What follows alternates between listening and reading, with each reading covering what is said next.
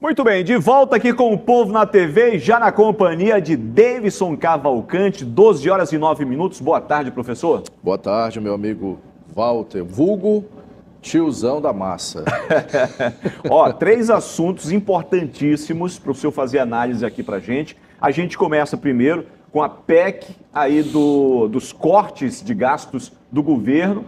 O que o senhor pode falar sobre isso? Primeiro que o Congresso tem que fazer a parte dele e fez, né? Aprovou o texto da PEC de corte de gastos, alterou algumas coisas, o que é normal, né? Porque, querendo ou não, o Lula não tem aquela mansidão, não tem aquela maciota que tinha nos primeiros governos dele, com um Congresso muito mais favorável, mas conseguiu aí aprovar uma PEC que, na minha opinião, acho que de muitos economistas, de muitos analistas políticos também, quem acompanha a política nacional concorda, é hora da gente conseguir reduzir os custos para melhorar a economia. Reduzir não significa tirar dinheiro de áreas essenciais, mas é você saber administrar, tem muita coisa às vezes que você pode cortar para que haja dinheiro, para que se possa investir, por exemplo, em escolas melhores, numa saúde melhor, em áreas que realmente precisam do investimento do Estado, Walter. Porque a gente sabe que no Brasil, hoje nós podemos também ter parcerias públicas e com empresas privadas sérias para que esses serviços possam ter qualidade para a população.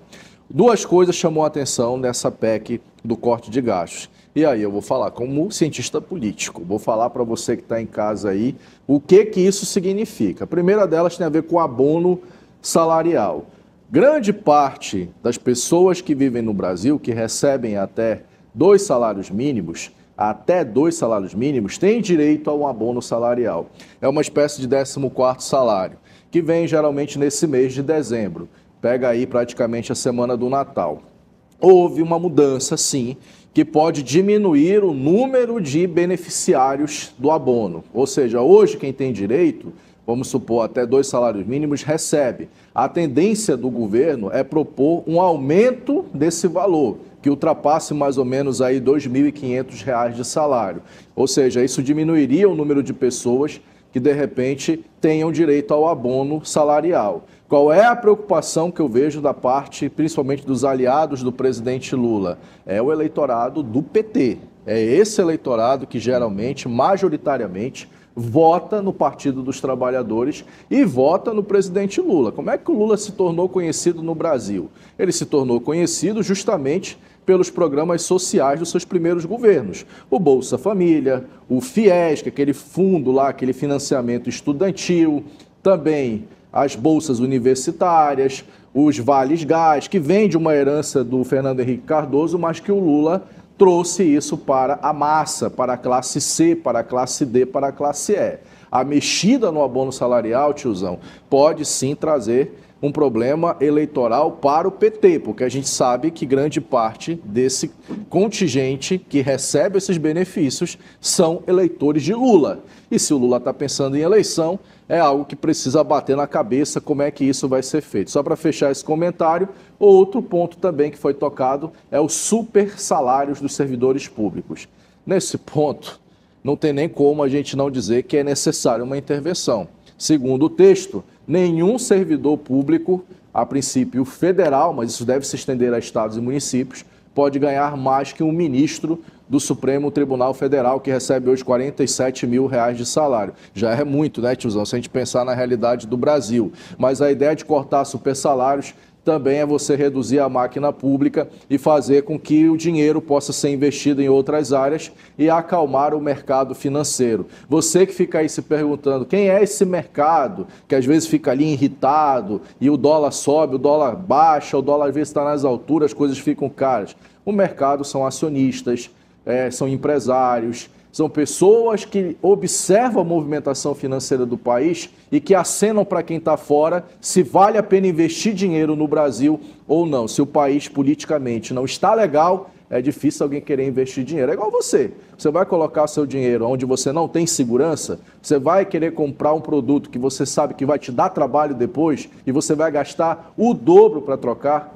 Essa é a linha do mercado financeiro, Walter. Ô, professor, tem um outro assunto que a gente vai falar com o senhor agora, que é do segundo assunto, um jantar que houve, né, a participação dos senadores Eduardo Braga, Omar Aziz e o prefeito de Manaus, Davi Almeida, reeleito já para o ano que vem, 2025. E não teve a presença de Wilson Lima. Como é que nos bastidores, né, o senhor pode fazer uma análise se é positiva, se é negativa? O governador é ruim, porque ele nem citado foi. Né? Geralmente, pelo menos, se convida alguém do governo, mesmo sabendo que são adversários políticos, mas o Eduardo Braga, ele costuma dar um jantar de fim de ano para agradecer os aliados, os parceiros políticos. Tinham aliados do governador nesse jantar, tinham mais de 300 pessoas lá. Foi num restaurante aqui pertinho da TV Norte, o restaurante Miaco, que é de propriedade de um aliado de Wilson Lima, hoje prefeito de Iranduba, Augusto Ferraz. E nesse jantar, as falas de Eduardo Braga e de Omar Aziz, candidato à reeleição ao Senado, Eduardo Braga. Omar, provável candidato ao governo do Amazonas, foram bastante simbólicas e um recado também para os adversários.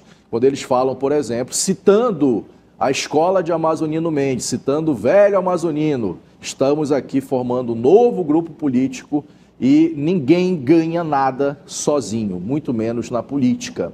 Esse recado, principalmente, vem depois das eleições municipais, onde o Wilson Lima saiu praticamente aí enfraquecido, derrotado nos maiores colégios eleitorais do estado.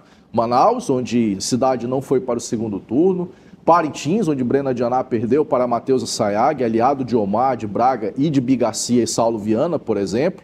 Perdeu também em Itacoatiara para Mário Abraim, que estava lá no jantar, prefeito reeleito, como perdeu em Manacapuru, onde Valcileia Maciel, candidata de Beto D'Angelo, saiu vitoriosa das urnas contra Ângelos Figueira. Então, assim, a gente está vendo um movimento, viu, para você que está em casa e no Povo na TV, de uma outra eleição em andamento. E o Wilson Lima é muito ventilado como um nome para o Senado, podendo ser adversário de Eduardo Braga.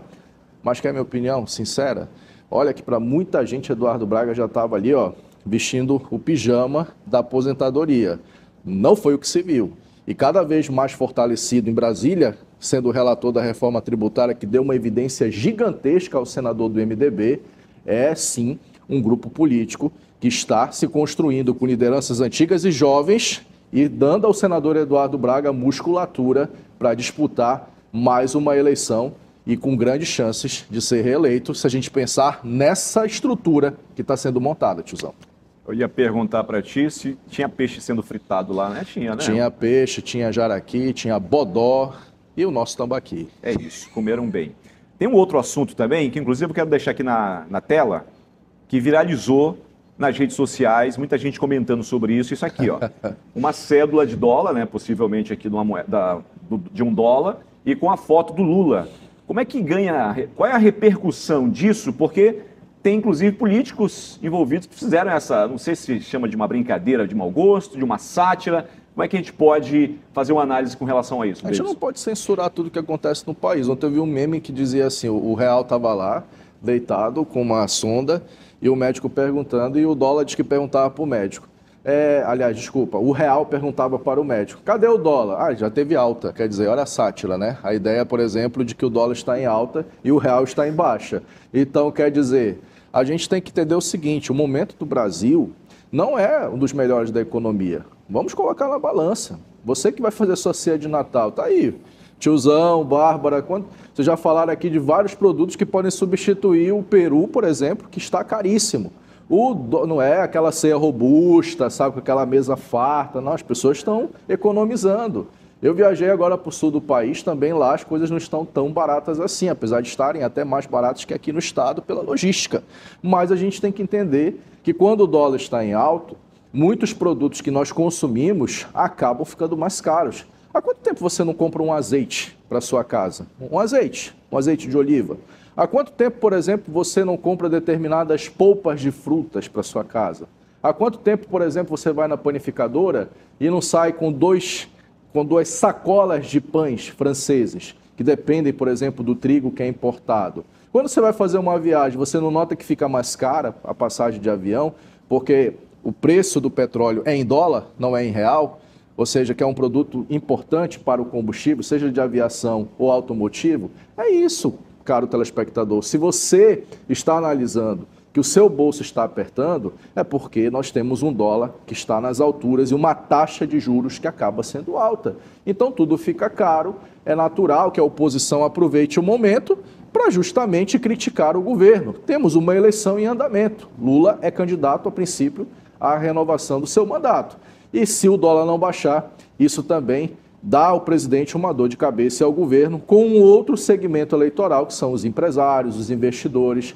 Por isso é importante, sim, que a política de juros, que o novo presidente do Banco Central, Galípolo, consiga acalmar o mercado financeiro para que o dólar baixe e você possa voltar a ter poder de compra. É isso. Ó, para você de casa, daqui a pouco, logo mais, né? 5h30 tem Tá Na Hora, porque o meu querido professor vai participar hoje, tem Tá Na Hora com a Bárbara Mitoso. Olha que honra, né? Olha, chique, viu? Né? Viu? Na sexta-feira vai ter a divisão, vai ter aí o bate-papo entre o professor. Para seguir nas redes sociais? Cavalcante Davidson. Me segue lá que a gente conversa. Pode cornetar que eu não tenho problema não. Fique à vontade. E fritar também. Dá as fritadas lá, não tem problema. Bom final de semana, professor. Você também, tiozão. É isso.